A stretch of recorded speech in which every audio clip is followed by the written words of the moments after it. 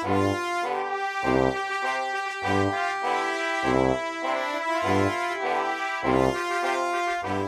present episode 3 of Cottoning On by Geoffrey Banks, read by Nigel Banks. In this episode we hear about young Geoffrey's early days in his new primary school, learning about the facts of life from an unlikely source, and his scholarship interview for grammar school.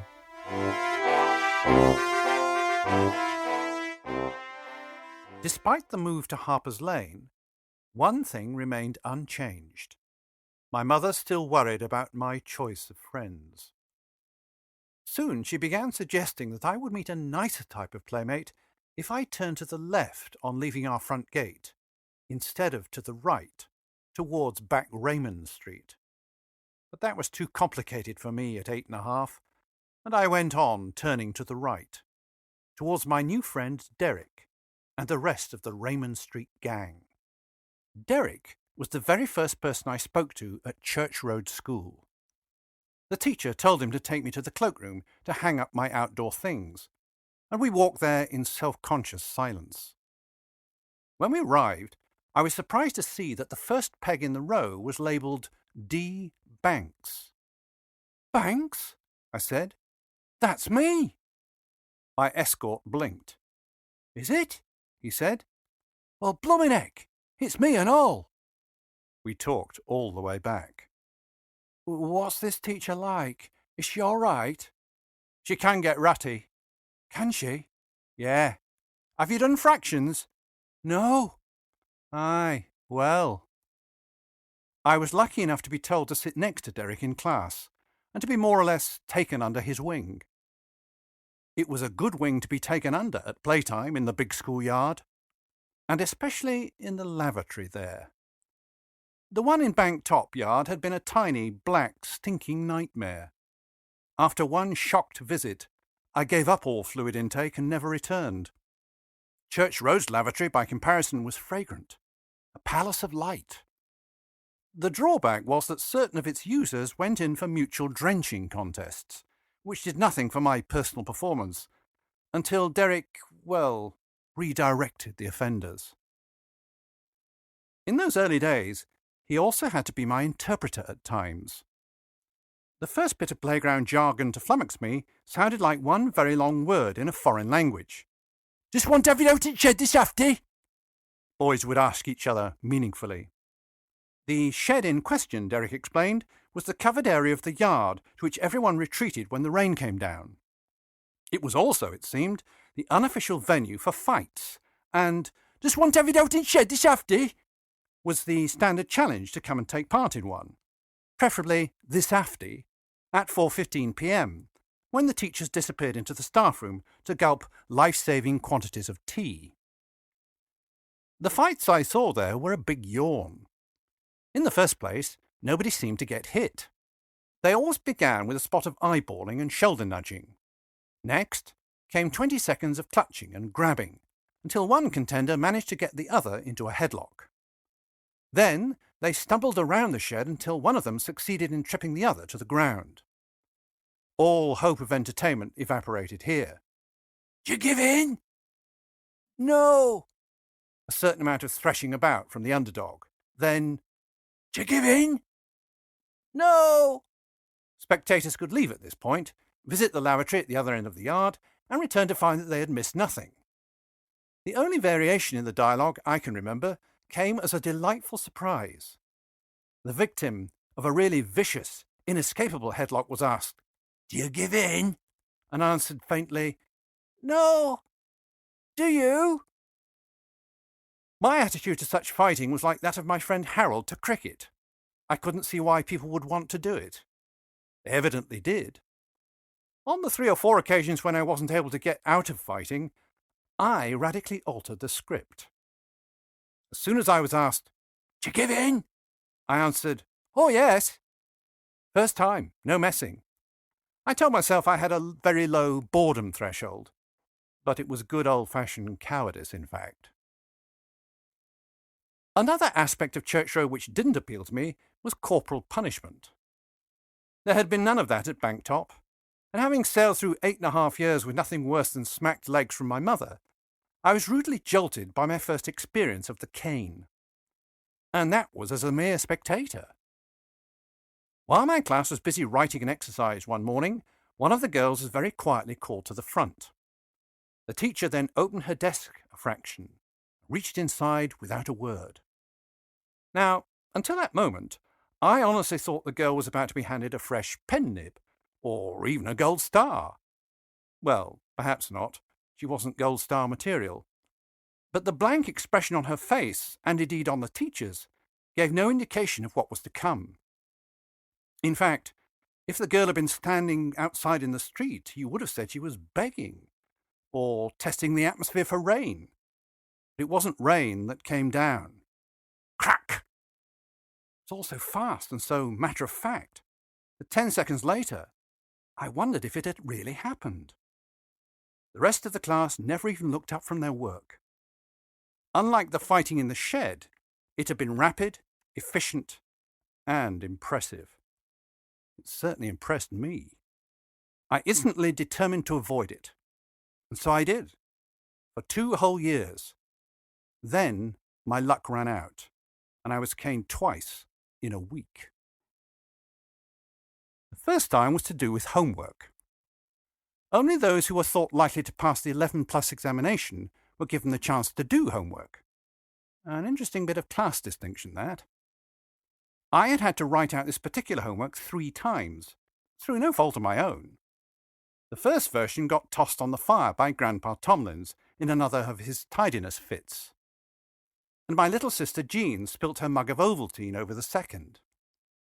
As a small expression of my frustration, I printed at the bottom of the third version, "Phew, finished at last." When I was called out next day in class, I stepped up half expecting a star. I was caned so fast I hadn't even time for shallow breathing. The second occasion was when I caught the metal protector on my shoe against the top step of the stairs and had to skate a yard or so to keep my balance. Unfortunately, this brought me up against the staff room door, which flew open at once, revealing Minto Nuttall. "Aha!" he said. "Skating, eh?"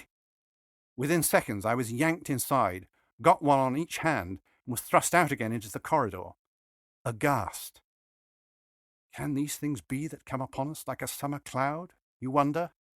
Oh, yes, indeed, mate, say the wanton gods. They certainly can. It had been like losing a virginity, and, as is the way in such circumstances, I asked myself what I had been scared of in the first place. It was altogether less traumatic than being stung by a cloud of wasps, and it wasn't a patch on my mother's umbrella. The other initiation I received at this time was from the Raymond Street gang.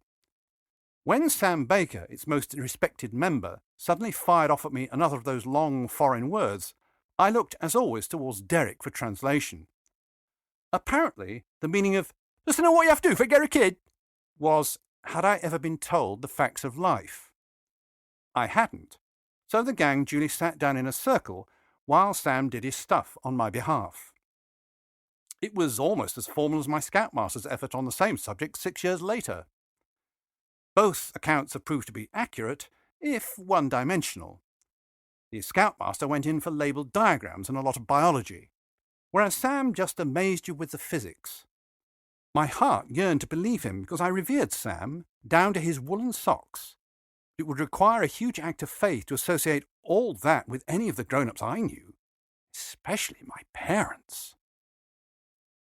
Sam's version of the facts of life was certainly riveting, but I badly needed a responsible adult to authenticate it. And I was already burning to take on the role of instructor and pass on the information to some other tenderfoot. After due thought, I made my choice. As it turned out, I selected the 2 worst confidants in the Northern Union. First, I broached the subject to, of all people, my Auntie Nora, professional spinster of this parish, even boldly using that new verb which, according to Sam, lay at the very heart of reproduction. "Huh," snorted my aunt. "You don't want to listen to that kind of talk," and went on to discuss the forthcoming church bazaar. Foiled. Nevertheless, I now switched to the role of instructor. During wet afternoon at the Brickleses, I interrupted an unsupervised Ludo session with cousin Kathleen to spill out my story. She obviously didn't believe a word of it. Still, it was a great relief. It cleared my mind for Ludo till the rain stopped. Back at home, some days later, I was summoned to the kitchen. Mother, as usual, delivered her tirade from her place at the sink, up to the elbows in suds, banging the occasional dish on the draining board for emphasis. Apparently, Kathleen's need of confirmation had far exceeded mine. She had gone straight to ask Auntie Ivy. My mother's reaction was standard. Those Raymond Street boys had no right. It was disgraceful, and she had her usual good mind to report them all. She went on to say that I was confined to barracks for 2 weeks. My father was a regular churchgoer, a congregationalist, in fact, but he didn't often enjoy the company of his fellow men. The irony of being an unsociable congregationalist escaped him. Irony wasn't his strong point. Every Sunday from the age of 5, I was taken along to hear morning service with him. On Sundays, the trams didn't run before midday, and it was a long walk. The church was the only outstanding building on that stretch of Blackburn Road, but that cut no ice with the locals. It had been paid for by a man who'd made a fortune in detergents by founding what was to become that industrial giant Unilever. So they called it Soap Church. Wherever the money came from, Bolton's soot and grime did the building no favours, and soon it was just as black as all the rest. Come to think of it, the idea of a black soap church is pretty ironic, but that also escaped my father. It escaped the entire congregation. Just after the 1914-1918 war, they were too busy coping with the biggest irony of all, the land fit for heroes they'd been promised by the government. The pews were as hard as hell. In their own way, they were as bad as our horsehair sofa. Some years later, in my teens, I used to pray irreverently, "Oh, for the wings of a dove, but failing that, send us a rubber cushion." Bill Lever, the man who endowed our church, was a broad-spoken northerner, and didn't change when he became the first Lord Leverhulme. Occasionally, he turned up at one of our special events, like the annual Sermons Day. Once, he sat down just behind my father. As the lesson drew to a close, he leant forward and said quietly, "Do you know, young man, I've never been worried about salvation. It says in the Bible that heaven is open to all Bill Levers." On his estate at Rivington, a few miles out, Leverhulme set up a small zoo. The Evening News once reported that one night the kangaroo escaped and went bounding to freedom along the tram tracks. In the patchy gaslighting of the period, it was an eerie sight. 2 regular customers of the Crown Hotel happened to be leaving the bar as the kangaroo went by. They agreed they would never complain about the landlord's ale again. Leverhulme also endowed a splendid new building for the town's ancient grammar school, stipulating that it must be constructed in the style of the older Oxford and Cambridge colleges, but in a particular rose-coloured sandstone. It had only been in use for a couple of years when I was summoned there for interview after the 11+ exam. It was the first time I'd set eyes on the place. My brain registered the twin towers flanking the central archway, the long cloisters, the sandstone, and the trees and lawns, and I very nearly ran home. But then a tram halted close by. The indicator on the front said it was bound for Horwich. It must be one of Dad's night school trams, the ones with the yellow tickets. And the mere thought brought back what Dad had said to me that morning as he left for work. "When you see Bolton School this afternoon," he told me, "think on. It may look big, but half that building's for the girls." I ran under the archway, climbed some steps, pushed open a swing door marked "Candidates," and I was in. Facing me, at ramrod attention, was an old soldier in uniform. He stared but said nothing, and from his expression I knew I was a fresh turd on his personal parade ground. As I edged past him towards the door marked "Waiting Room," I had a close-up of his moustache. On the cover of my Aunt Lizzie Jane's recording of Pomp and Circumstance was a photo of Sir Edward Elgar. This soldier had the same sort of moustache. What pomp! What circumstance! And he was just the caretaker. The waiting room door opened eventually, and my name was called out by the tallest boy I had ever seen. As I followed him up the main staircase, a burst of sunlight illuminated the big stained-glass window on the landing ahead, and I stumbled in surprise. The tallest boy in the world half turned his head. "Well, not so much damn row," he told me. He spoke posher than anybody I knew. If he was a prefect, what was the headmaster like? On the first landing, I noticed the 1914-18 Roll of Honour, and as I turned away to tackle the next flight of stairs, I spotted the school crest. It was a rooster, perched on a bugle. The Raymond Street gang had told me to look out for it. Oh yes. "Watch out for cock on thorn," they grinned. There was a motto, too, in Latin, that I didn't understand, which was a pity, since it meant, "I scorn to waver or to fear." I was doing both, because the next landing was an ocean of polished parquet, and I was desperate not to lose my balance on it. Skating here was probably a capital offence. Would I live? But already the prefect was knocking on one of the doors and ushering me into the presence of the headmaster, E. Percival Smith. He was wearing a bow tie. Wasn't too sure about that. But when he said, "Come over here and sit down," the voice was gentle, as were the eyes that went with it. His steady gaze never left me all the time I was with him. Yet, remarkably, it didn't seem to bother me. I remember his faint smile and the stillness of the man as if it were yesterday. "Does anything surprise you in this room?" There's a lot of flowers, sir." "Yes. Do you know what kind they are?" "Please, sir, daffodils, sir." "Oh, good.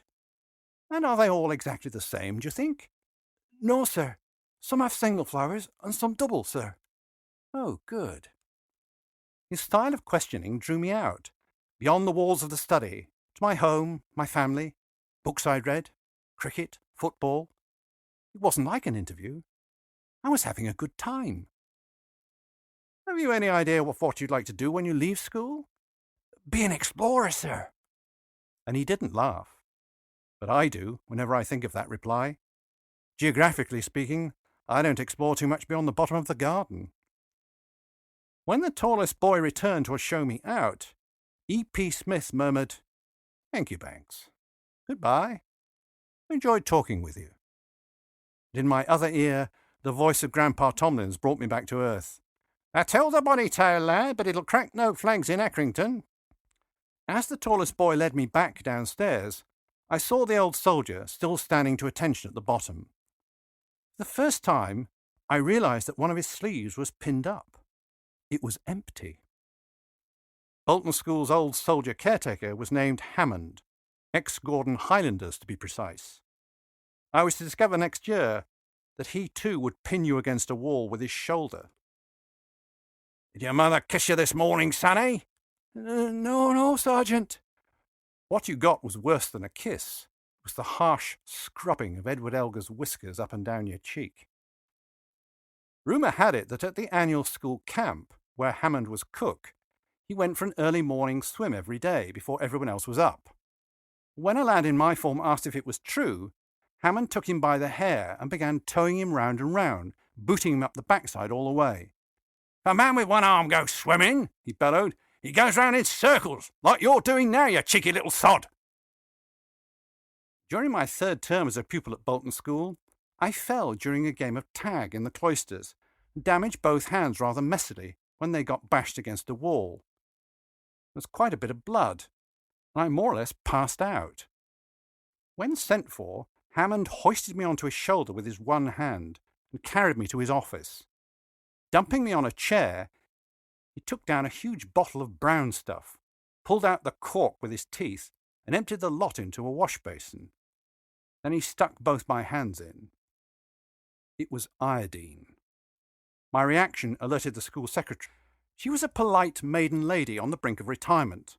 Without even putting down the milk jug, which she unaccountably held in her hand, she delivered a blistering tirade at Hammond and removed me to her own office, where she sat me in an armchair and, after bandaging me with the greatest care, dispensed tea, biscuits, and sympathy.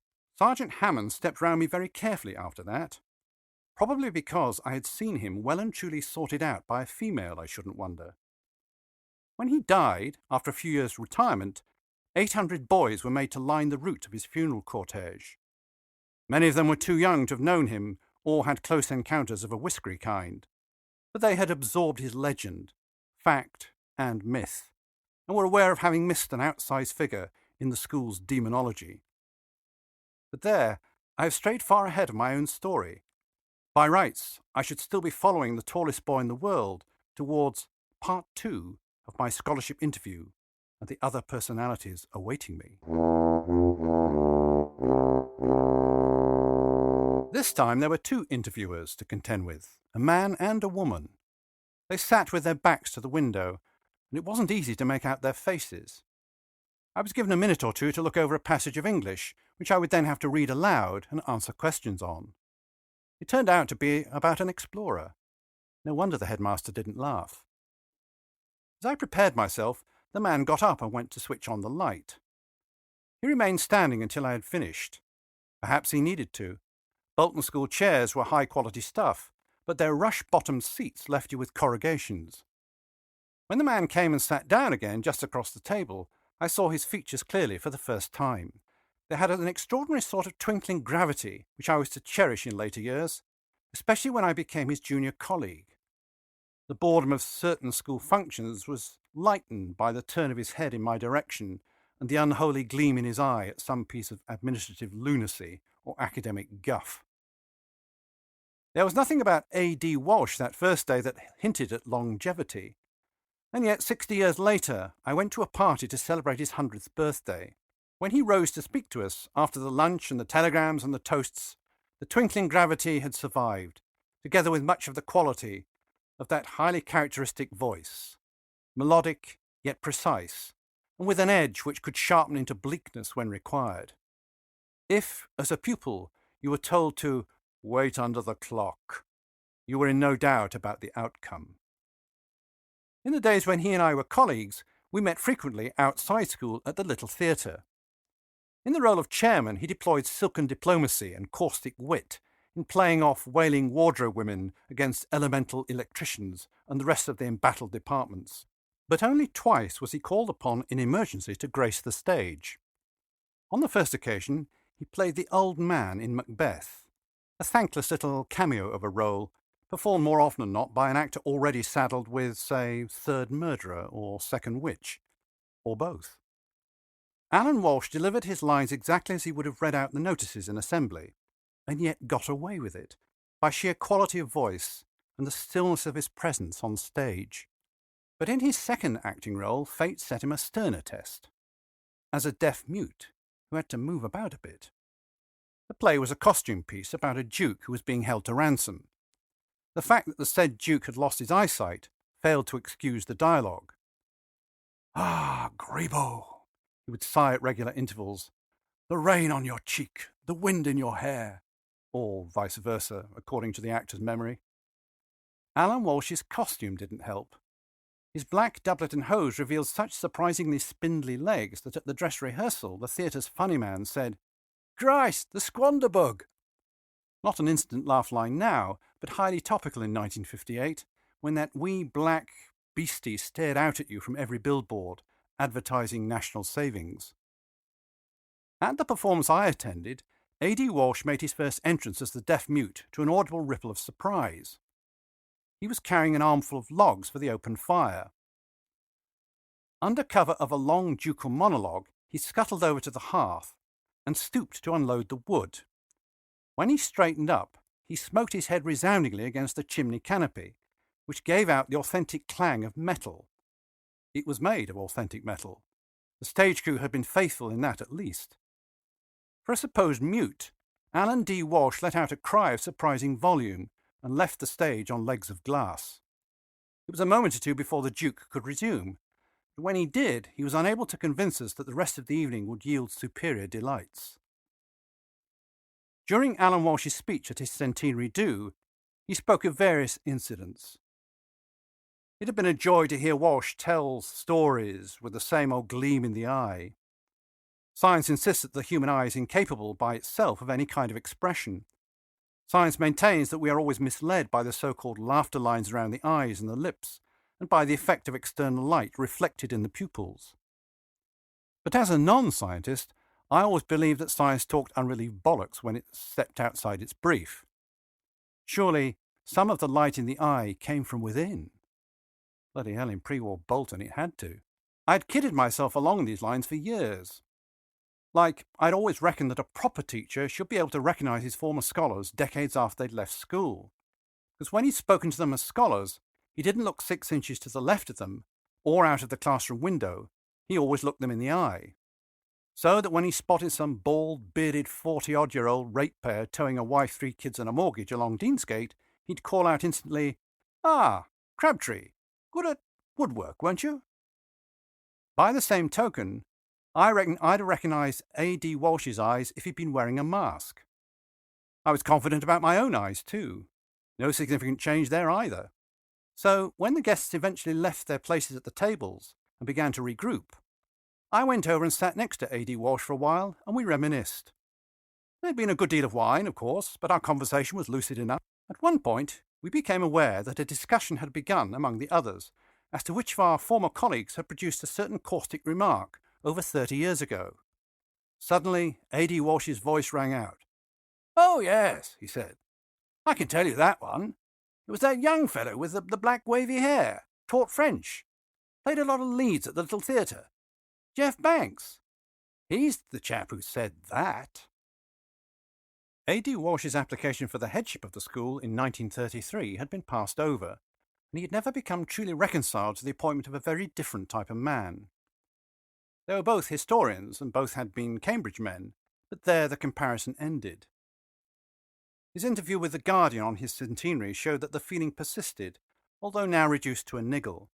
He simply referred, without naming names, to a certain headmaster who'd been appointed because he was a big boy scout. For the last 17 years or so of his career, A.D. Walsh was headmaster of the school's junior department. Highly effective and, of course, understretched, which probably stirred up frustration and feelings of guilt from time to time. I hope they were not severe. His life had such compensations. A man who remarries at 87 is surely looking to the future. For my own part, I know I carried a mental picture of his style into every class I subsequently taught. Not least, the idea of using the voice, not as a club to batter them into submission, or as a circular saw whinging its way through teak, but as a medium of communication in itself. There remained also the picture of him as a model of stillness. No sweat. Total discipline with total economy. I'd settle for that. It got A.D. Walsh through Macbeth.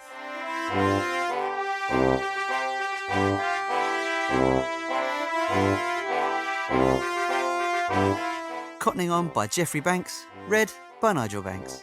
All music and studio recording by Robert Burgess. And this was an Old Dolly production.